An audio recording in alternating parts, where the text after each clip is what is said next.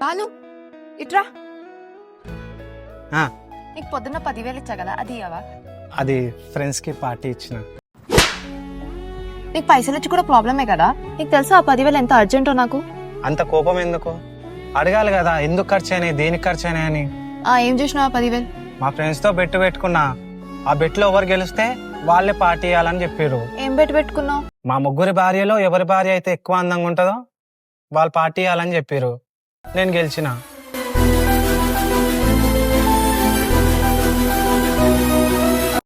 సరే పర్లేదు, 10,000 కదా, నేను చూసుకుంటా.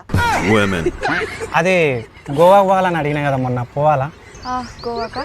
సరే వెళ్ళు, నో ప్రాబ్లం. పర్మిషన్ వచ్చింది, కానీ గోవాకు పోయిన తర్వాత మనల్ని ఎవరు చూసుకుంటారు?